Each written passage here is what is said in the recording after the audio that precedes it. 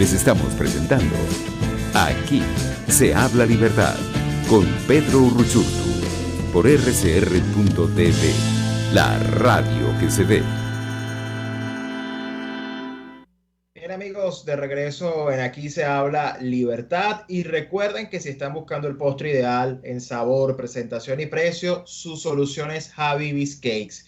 Ya no, esto no es imposible obtener un buen postre a buen precio, de buena calidad, además con una múltiple variedad, pavlova de arequipe, chantilly, fresas, brownies con full chocolate, tortas tres leches, suspiros, pay de limón, trufas, marquesas, pionono y muchísimo más. Así que ya saben, pueden contactar a Habibis Cakes, que ellos además les hacen el postre que ustedes quieran, el postre que a ustedes más les guste, y además también lo pueden obtener en múltiples presentaciones, individual, mini, familiar, extrafamiliar, todo como lo habían buscado siempre. Y además, si están buscando sus tortas y sus postres para aquella ocasión especial, cumpleaños, bautizo, matrimonio, graduación o incluso una mesa de postres, pues también con ellos lo pueden hacer y como lo pidan, ellos se los hacen. Así que síganlos en Instagram, @HabibisPisoCakes, y allí pueden hacer sus pedidos. Ellos se encargan de llevárselos hasta la puerta de su hogar, porque recuerden que con Habibis Cakes, más que un postre, tienen un bocado de amor. Habibis Cakes. Y bien amigos, de regreso a nuestro programa, nos acompaña el profesor José Gregorio Contreras,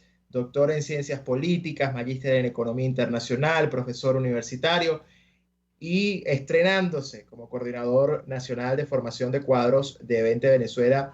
Además, como ya lo he dicho en varias de mis redes y públicamente, me honra entregarle ese testigo porque conozco de su trayectoria, de su trabajo y sé que es un reto, es un desafío, pero al mismo tiempo sé que cuenta con todo para cumplirlo a cabalidad. Así que nos honra muchísimo que nos acompañe para hablar precisamente sobre, entre otras cosas, esos retos. Bienvenido, profesor. Gracias por acompañarnos.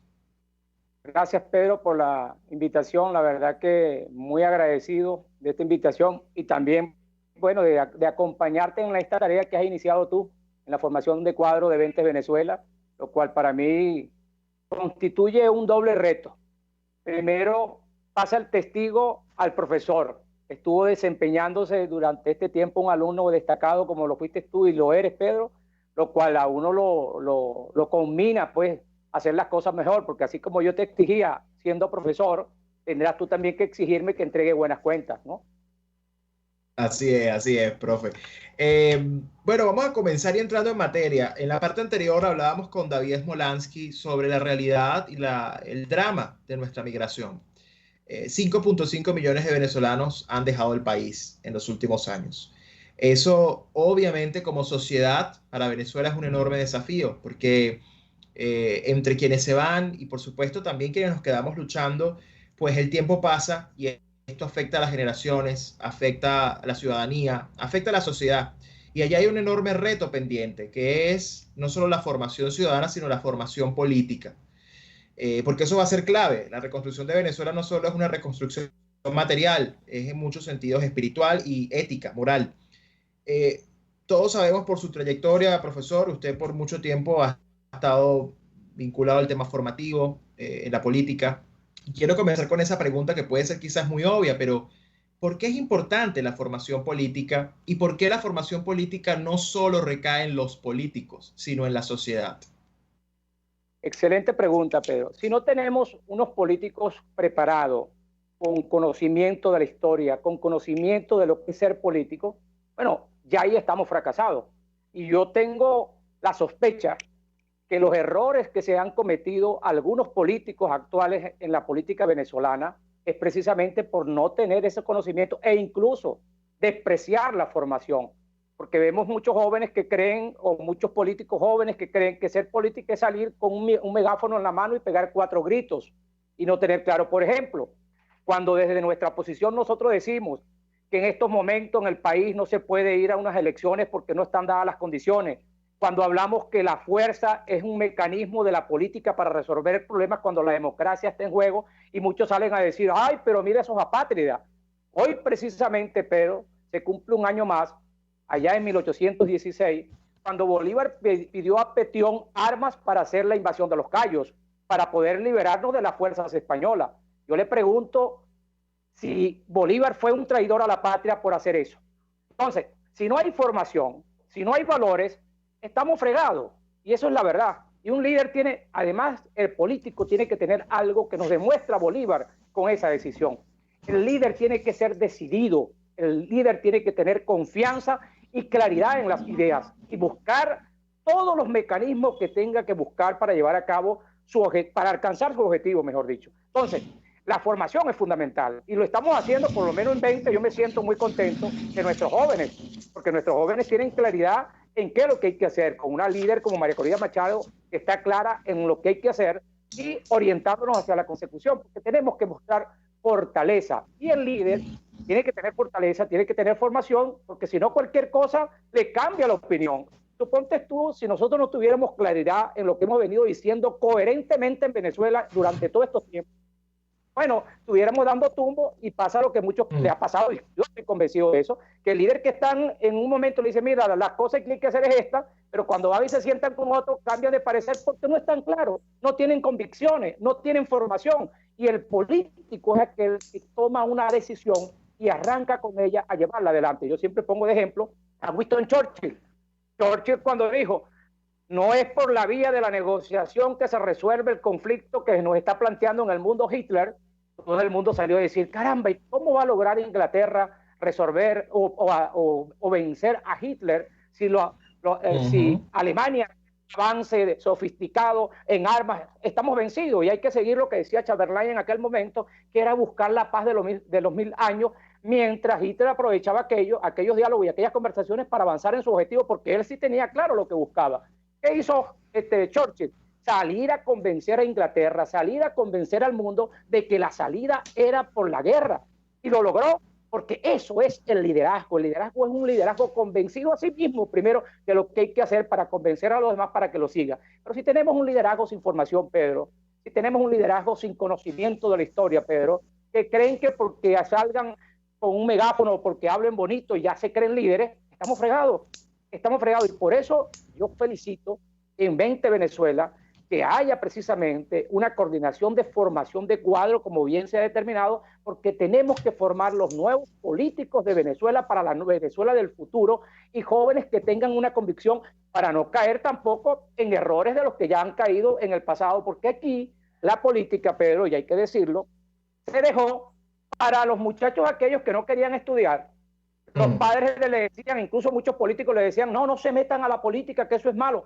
Una cosa que yo no entiendo, porque aquí no se hizo ciudadanía, y además que los políticos que estaban en la política le dijeran a sus hijos que no se metieran en política. Caramba, eso es la aberración más grande que yo he escuchado, porque nosotros que conocemos de esto, tú como politólogo y como colega mío, sabemos que es importante una sociedad formada y que la política es donde deben estar los mejores hombres y mujeres. La política no es precisamente para que muchos la vean como la forma de escalar o hacer riqueza, porque quien quiera hacer dinero, que se vaya a la empresa privada. La política no es para hacer dinero, la política es para servir, para tener una ocasión de cambio, para transformar un país, y eso es lo que hay que vender al nuevo liderazgo venezolano, rescatar la dignidad de la política, y estoy convencido que desde 20 lo vamos a lograr.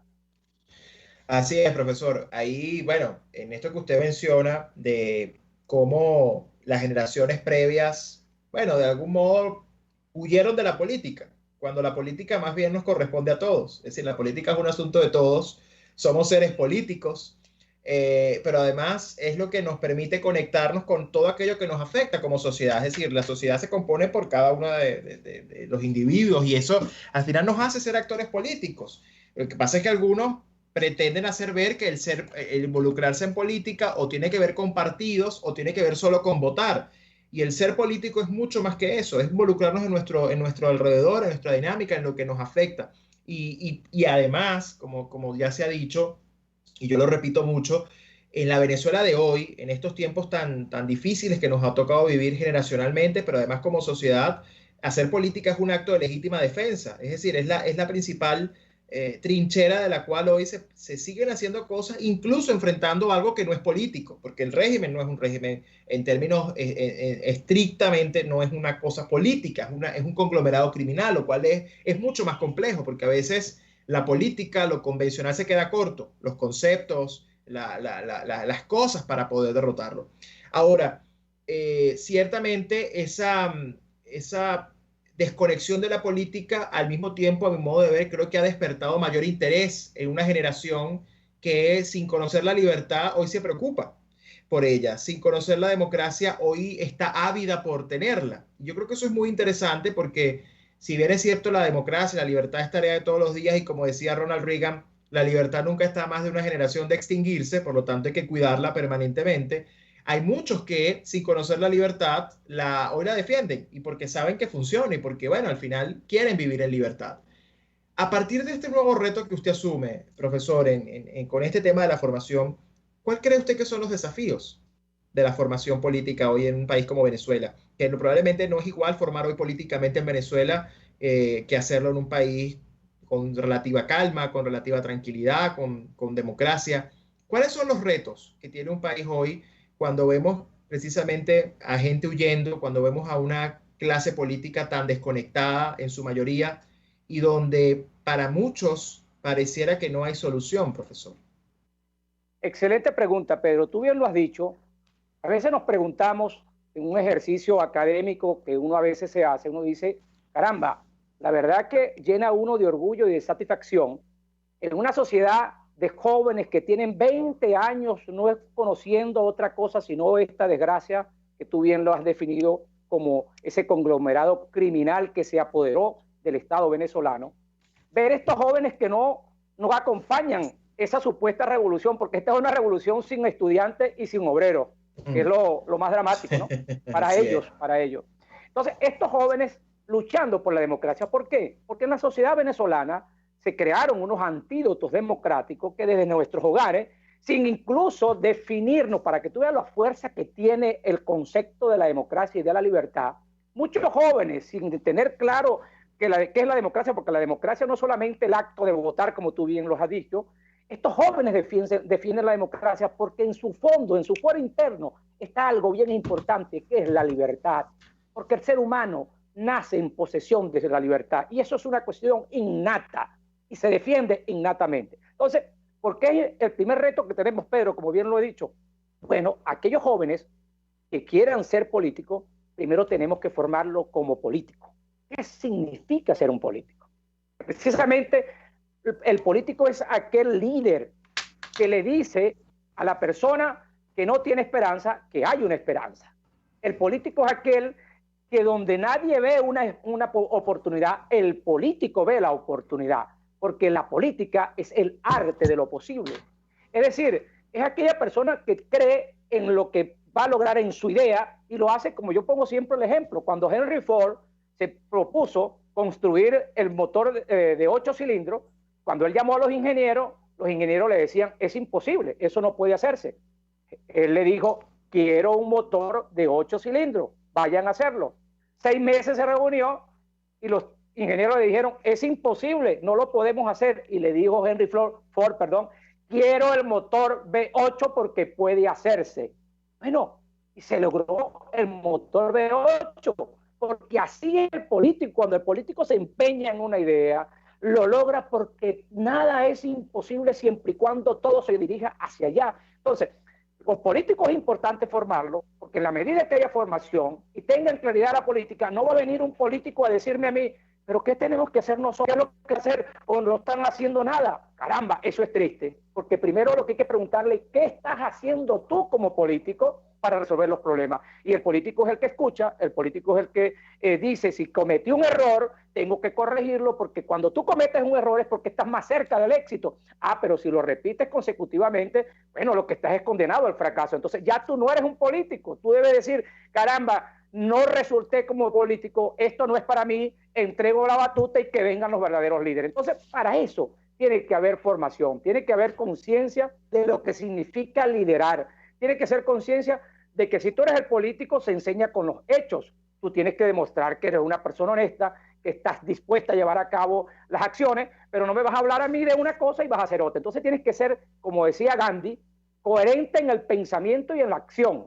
Eso es el político. Y el político va siempre a estar con esa idea abrazada porque ya la vio. Es decir, el político ve lo que muchos no han visto. Ya tú tienes visualizado lo que tú crees, tú sueñas por ese país. Entonces, ¿qué hacemos, por ejemplo, en 20 Venezuela? En 20 Venezuela diagnosticamos ya cuál ha sido el problema de Venezuela. que es el socialismo que ha estado toda la vida, porque no solamente son 20 años de este socialismo, sino que también hemos tenido el socialismo desde diversas maneras, el socialismo en nombre de la democracia, el socialismo en nombre del cristianismo, y hemos tratado pues de crear esa palabra, la utilizamos porque se convierte en una palabra bonita, porque también hay que desmitificarlo, y por eso los nuevos políticos también tienen que hacer eso. ¿Qué hizo la izquierda? Abrogarse con ellos, con el socialismo, que ellos eran los luchadores de los pobres, no sabiendo los pobres que al contrario, lo que querían era crear más pobres para poder ellos hacerse líderes con esos pobres. Entonces, ¿qué tenemos que hacer nosotros? Les gustan tanto los pobres que los multiplican. Sin duda. Entonces, ¿qué tenemos que hacer nosotros como nuevos políticos? Ese diagnóstico. Bueno, el modelo fracasó. La concepción liberal nos permite a nosotros entonces decirle, mira, yo no vengo aquí a darte la casa, yo vengo aquí a decirte que tú puedes tener todo lo que tú quieras para construir, no la casita de 4 metros por 20, qué sé yo, que te vaya a hacer el Estado, sino la que a ti te dé la gana tener, porque vas a tener autonomía para hacerlo, vas a tener los recursos, vas a tener un Estado que te va a dar garantía, va a haber la inversión, va a haber el desarrollo, y eso es lo que uno tiene que poner a la gente a soñar. Entonces, qué bueno ver los líderes de 20 repartido por toda Venezuela, vendiendo esperanza, vendiendo esta fuerza, diciéndole a los venezolanos, nos equivocamos, pero aquí está la salida, y que después con nuestra presidenta en Miraflores llevando un programa de gobierno que le diga, mire que lo que le dijimos fue verdad, aquí está el país pujando desarrollo, pariendo nuevos líderes, pariendo una Venezuela de sueños, donde todos estamos contentos con una excelente educación. Bueno, para eso es que tenemos que formar nuestros políticos, para eso tenemos que formar en 20 esos jóvenes, esos cuadros políticos, como tú bien nos has llamado, para que salgan a vender la esperanza. Seremos, como dijo Jesús, los vendedores del evangelio, ir y predicar el evangelio por el mundo. Nosotros tendremos que ir y predicar nuestras ideas por toda Venezuela, que no quede un rincón, una aldea en Venezuela donde no llegue esa visión, ese país que estamos soñando nosotros desde 20 Venezuela, y que lo estamos formando con ese grupo de jóvenes, además con un empeño, con un corazón, en un momento tan duro donde muchos, precisamente por ese desprestigio de la política, donde muchos nos cuesta porque en Venezuela no está produciendo, no hay quien financie para llevar a cabo, porque hace falta el financiamiento sin duda, pero ¿cómo se logra un país que está devastado? Pero la fuerza y el optimismo que están poniendo en 20 es justamente lo que caracteriza a un político, y mucho más a un político liberal, porque una de las cosas, de los valores que tenemos que tener muy claro los políticos liberales, es el concepto de la responsabilidad, y nosotros tenemos una responsabilidad con los padres creadores de nuestra república, porque caramba, hay que ver, Pedro, en aquel momento, ahorita nosotros tenemos todas las armas, mira, aquí estamos nosotros, yo desde mi casa,